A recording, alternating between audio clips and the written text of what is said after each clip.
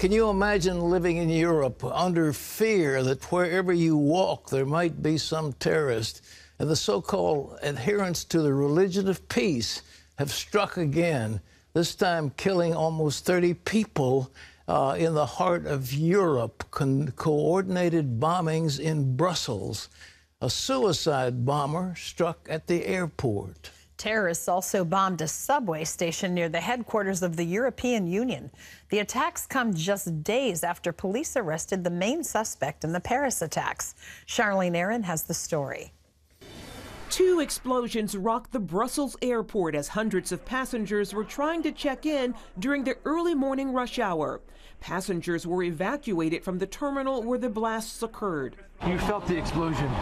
Yeah, I feel, yeah. And I put actually my footcase and glass over my side. We only saw some smashed windows and we didn't get any information. I walked through a mess, a load of stuff, glass splitters, smoke, water dripping from the ceiling. We had to walk through puddles and we were evacuated. And separate strikes were reported in various locations across the city. Another blast at the subway station was right next to the European Union headquarters. The airports and subway systems are shut down. British airports are increasing security, and Prime Minister Cameron is convening the government's emergency committee after the explosions in Brussels. Officials called the blasts terrorism, similar to the attacks that took place in Paris in November that killed 130 people. The bombings happened only days after the prime suspect in the Paris attacks, Salah Abdeslam, was arrested in Brussels. Terrorism analyst Eric Stakelbeck earlier told CBN News about the growing threat in Brussels and other parts of Europe. This tiny neighborhood called Molenbeek on the fringes of Brussels has really become a problem spot, not only for Belgium, but for Europe as a whole. It's really become an incubator for radical jihad, and we've seen several residents from that neighborhood.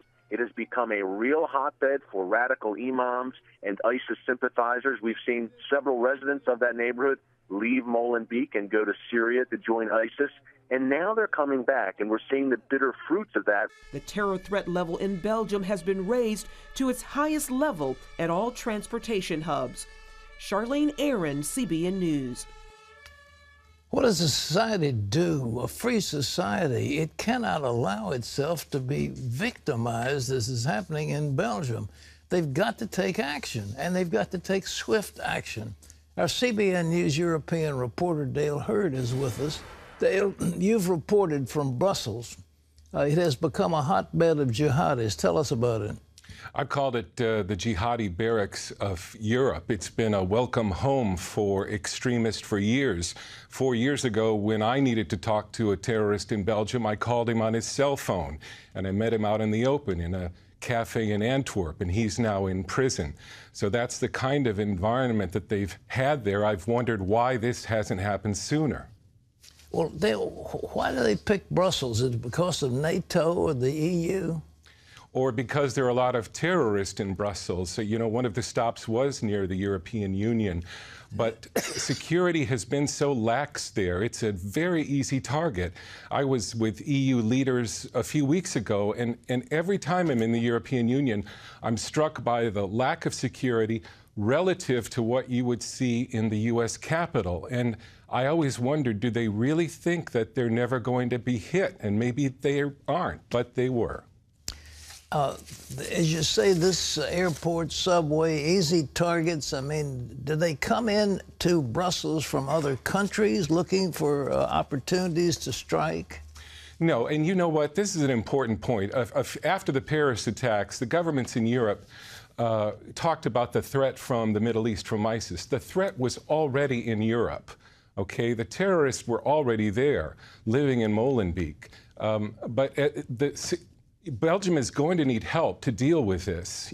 We used to joke that if you walked through Brussels airport with a hand grenade and you dropped it, a soldier would stop you and hand it back to you, okay? Even after 9/11, I thought security was, frankly, a joke. And I'm not sure Belgium is up to the job to handle this. Well, is it the politically correct philosophy that's causing this, or they just don't care? Yeah, I think that there's brainwashing has occurred. I think that tomorrow, people will really appear on the streets with real posters and apologize to Muslims for provoking this attack. And in the media, you have all this politically correct pressure on politicians to not be racist, okay, and to not single out a group, because anyone could commit these attacks, except only one group commits these attacks.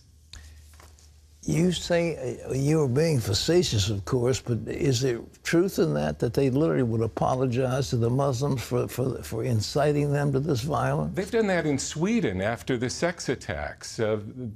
People came out and said on Twitter, on Facebook, I'm sorry that you've been singled out for this because you have such a hard time here in Sweden and we treat you so badly. What's the solution, or is there one? You think they'll ever find a solution to this?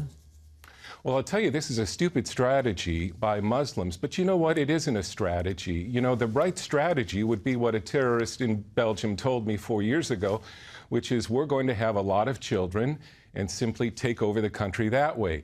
Blowing up people is not a strategy. We as Christians know that it's a blood sacrifice to Allah. This is a spiritual service that they're doing when they blow themselves up and they blow up infidels. It's not a good strategy. It's religion. Dale Hurd, thank you for the tremendous, insightful perspective you've been bringing on this. And ladies and gentlemen, isn't it amazing that we won't open our eyes? It's clear in the Quran what Muhammad said. It's clear the teachings in these jihadi madrasas and then the jihadi other enclaves wherever this teaching goes forth. But yet nobody will act. Well, in other news, voters are going to the polls again today in the presidential primaries, a day after the leading candidates made their case for supporting Israel. And some were very articulate. I heard John Kasich, incredible what he had to say about Israel. But the Israel Public Affairs Committee, AIPAC, had a huge conference in Washington. David Brody brings us that story. The big pro-Israel conference always attracts a bipartisan Tier A list of political bigwigs looking to show their solidarity with Israel. Presidential candidate Hillary Clinton is one of them. Palestinian leaders need to stop inciting violence, stop celebrating terrorists as martyrs, and stop paying rewards to their families. While Hillary Clinton showed up at AIPAC here in Washington, Bernie Sanders did not. But the real big event was those 3 Republican candidates on stage, specifically Donald Trump, who had some work to do in front of a pro-Israeli audience. Trump has been under criticism for saying that as president, he wants to be seen as neutral when trying to negotiate a potential peace deal between Israel and the Palestinians. His main challenger, Ted Cruz, tried to hit him on that. Let me be very, very clear. As president, I will not be neutral. America will stand unapologetically with the nation of Israel. But Trump's remarks were anything but neutral. In a crucial speech where he read off a teleprompter for the first time, Trump delivered an over-the-top pro-Israel address. I speak to you today as a lifelong supporter and true friend of Israel. The Palestinians must come to the table knowing that the bond between the United States and Israel is absolutely, totally unbreakable. And they must come to the table willing to accept that Israel is a Jewish state and it will forever exist as a Jewish state. John Kasich, who's a distant third in this presidential race, didn't go after Trump. Instead, he played the leadership card. As the candidate in this race with the deepest and most far-reaching foreign policy and national security experience, ladies and gentlemen, I don't need on-the-job training. Beyond presidential politics, the conference's main goal is to get participants active on issues that matter to Israel. Among the key concerns is the growing anti-Israel BDS movement. It stands for boycott, divestment, and sanctions. The movement is trying to economically isolate Israel from other countries in various ways because of their so-called occupation of Palestinian land. CBN was on hand at the conference trying to do their part to help. CEO Gordon Robertson presented CBN's new documentary. It's called The Hope, The Rebirth of Israel. It explains what happened in the 50 years leading up to the founding of the modern state of Israel. And the purpose of the documentary is significant.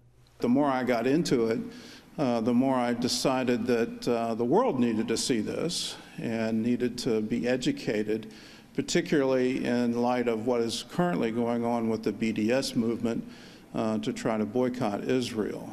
The more people are educated on how Israel actually came to be, what are the historical facts, the better able they are to argue against BDS. There's no doubt Israel needs America's support, especially after a tense relationship with the Obama administration. So now these tens of thousands pro-Israel supporters here in Washington are looking for a new president who will stand stronger with Israel than ever before. David Brody, CBN News, Washington. Thanks, David. I watched John Kasich, incredible. He hit every hot button you can hit, and he did it very eloquently. I didn't see Trump's speech, but it looks like he did a good job. So, but that's the biggest AIPAC conference I think they've ever had. Huge it was an attendance. enormous group of people. Wonderful. Yeah. Really wonderful. I want to say Gordon mentioned the DVD that we've done called The Hope, which does document those 50 years before Israel became a state. And we want you to know it's available to you as well for a gift of $10. You can get it in DVD or Blu-ray. You can do that by calling 1-800-759-0700 or log on to cbn.com/Israel. The Hope. It's an amazing DVD filled with information that reinforces why we stand with Israel and the history of that great nation. We want you to have your copy. So call now or log on now. And for $10, The Hope is yours. I think you'll really enjoy it.